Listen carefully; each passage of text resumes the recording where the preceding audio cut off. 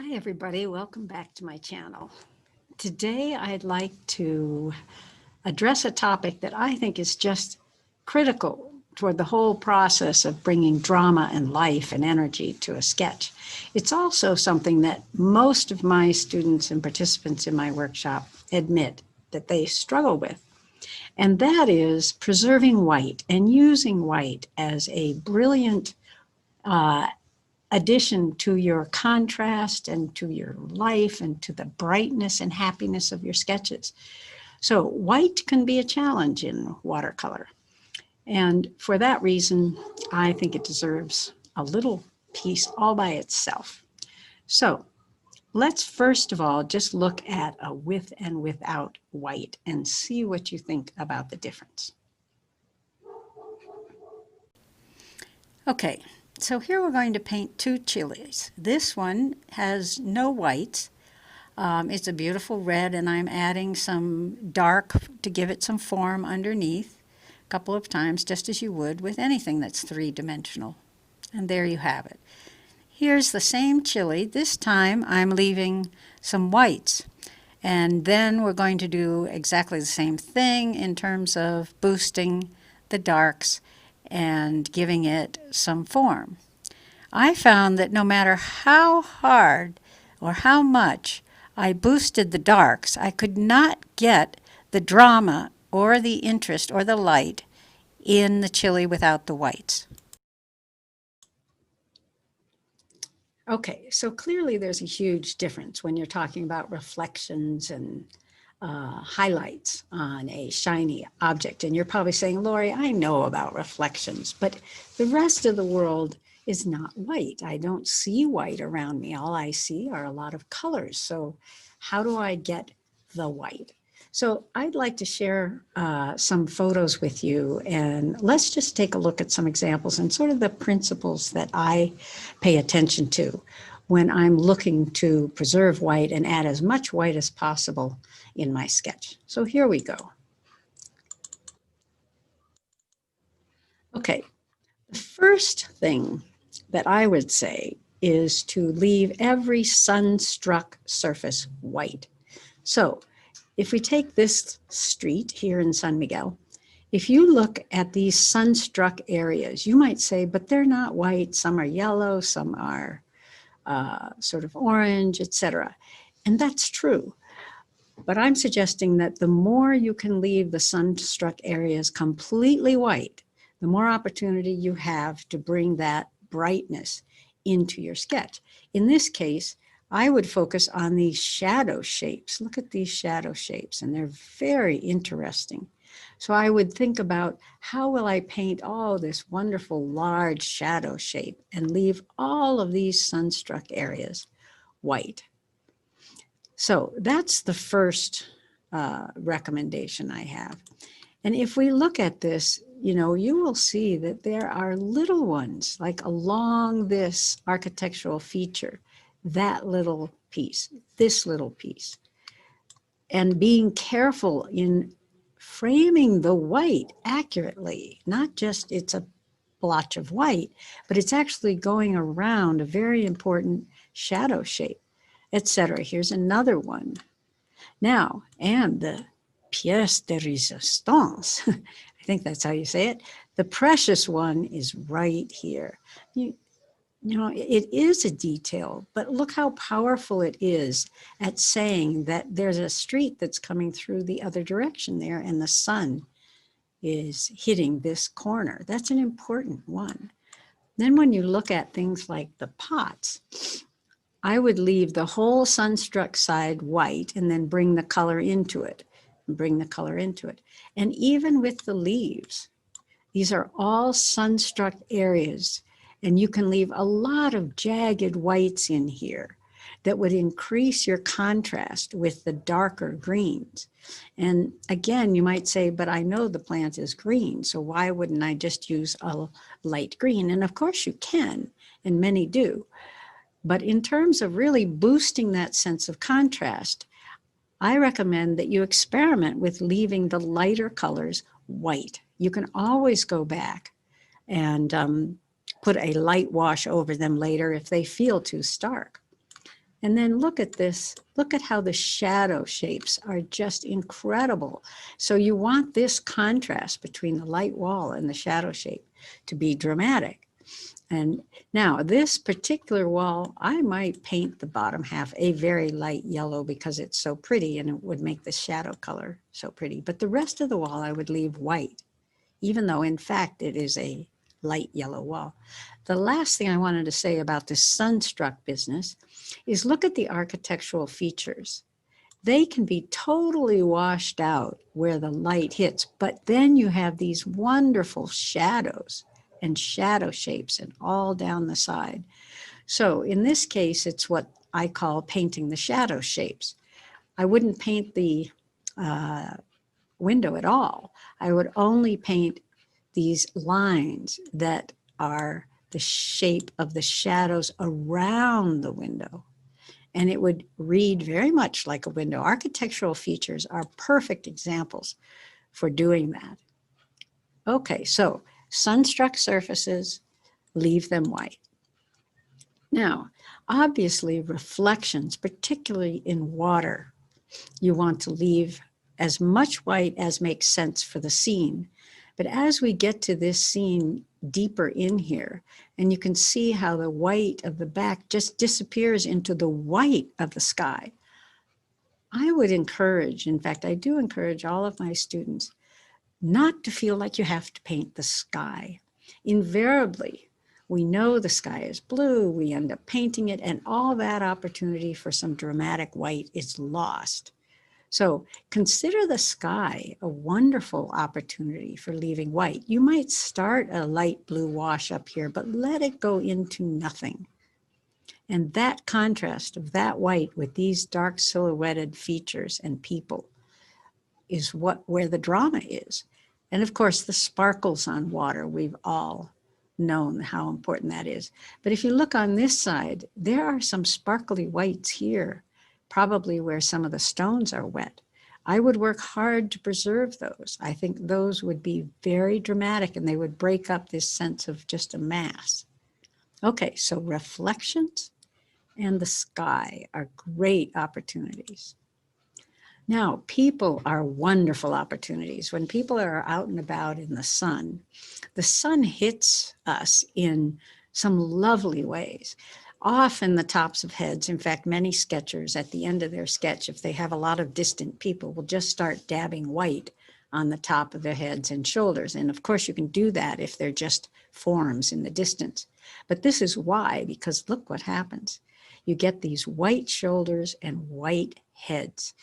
So I think that with people paying very close attention to where the whites are hitting in the hair, so you have lots of little tiny shadow shapes in there. I would leave this all white and then dab in some shadow shapes. On the clothing is a classic area where you paint the clothing, but put shadow shapes into the white sunstruck area. Look at this hand. The hand is white with some tiny shadow shapes. Obviously, his beard is all white. The top of the hat, I would probably leave white, not try to get any other thing.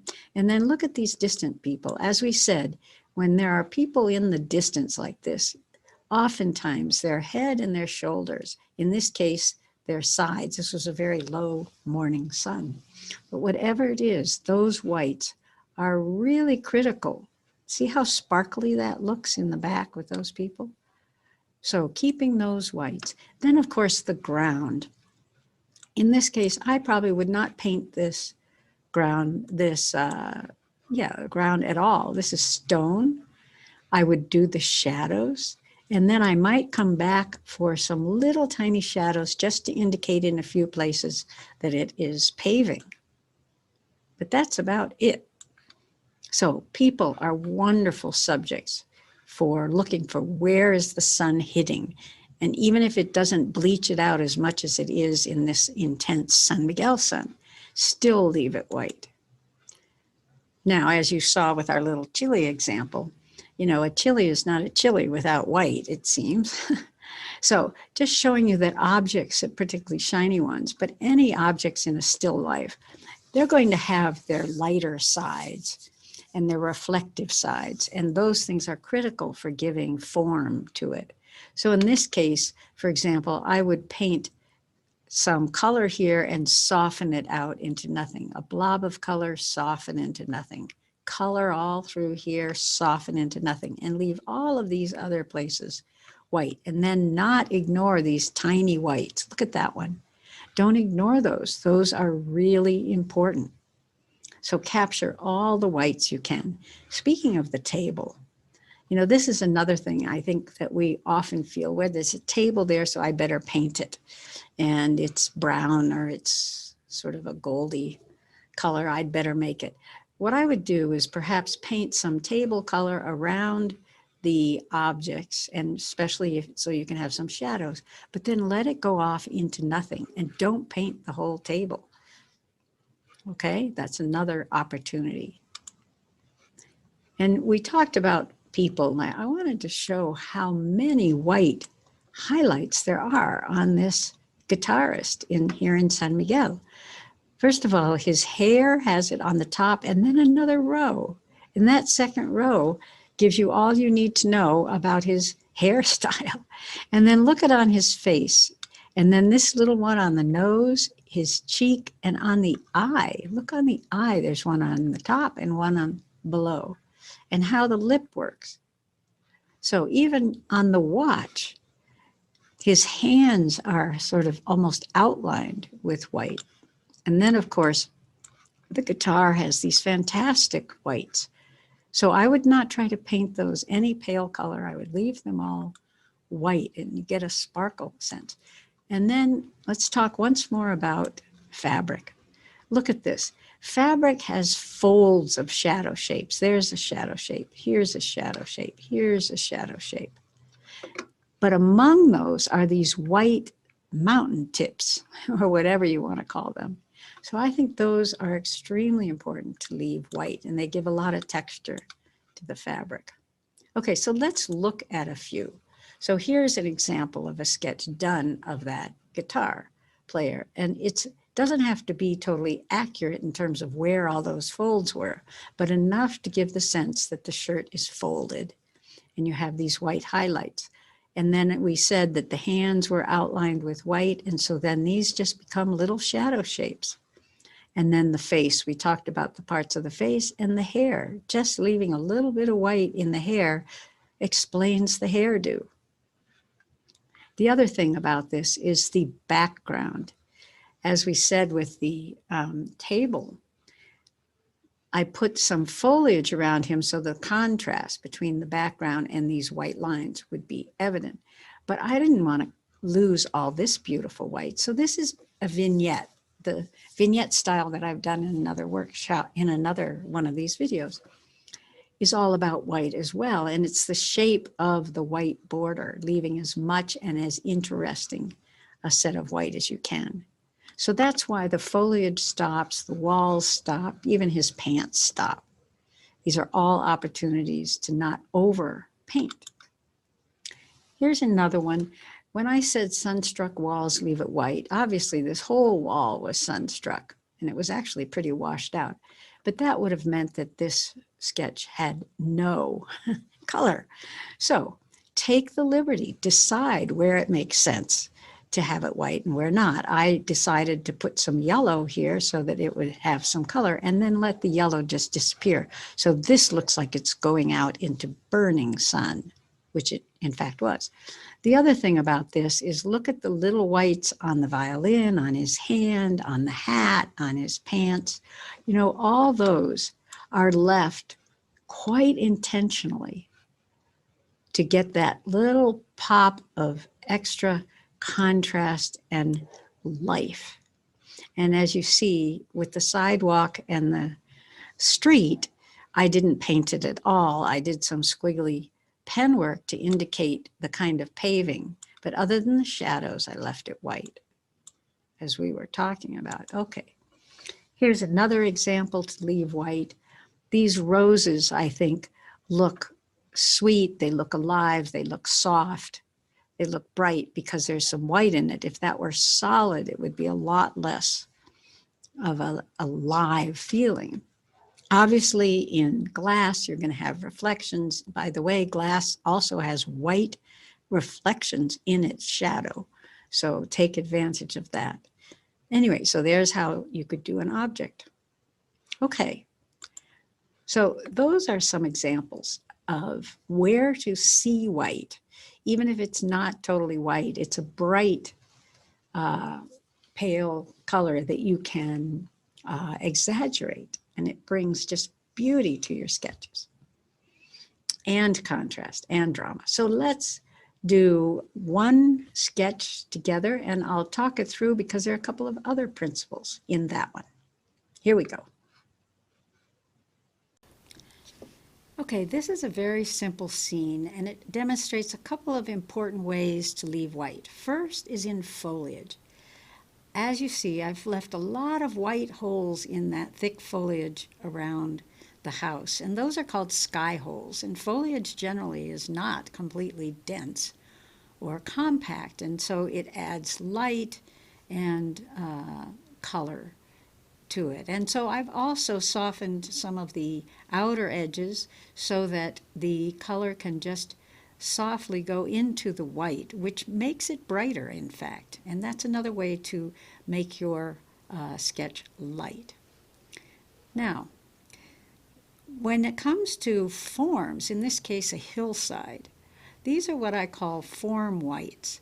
They follow the shape of the hillside and help you understand what the form is.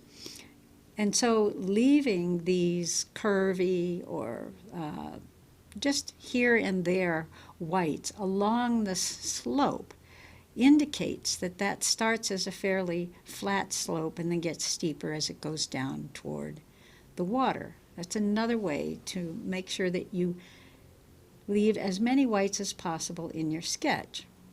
Here I'm boosting the darks, and we talked about how whites and darks are really partners in drama.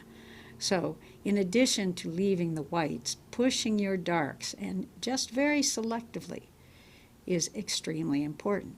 We've talked about that in a different video. So then here is water. I showed you a picture of water and the sparkly reflections on it, and you get that with a dry brush. So take advantage of the whites you can get on water whenever you're doing it. And then here you see that the building itself was left entirely white. This is because the sun-struck surfaces that we talked about before are not painted. So in the building, I've only painted the shadows and highlighting with super dark the windows, etc. And now a couple rocks and we're done. So those are three other ways to maintain as much white as possible in your sketch. Okay, so that's all about white, and preserving it is challenging because we like to paint, so we keep going and oops, I just lost that white, and we keep painting, oops, I lost that white. So do make sure that you keep working hard at preserving those little pieces and the big pieces of white as you add color to your painting. I think you'll be happy with the results. Okay, have a wonderful day. Stay safe. See you later.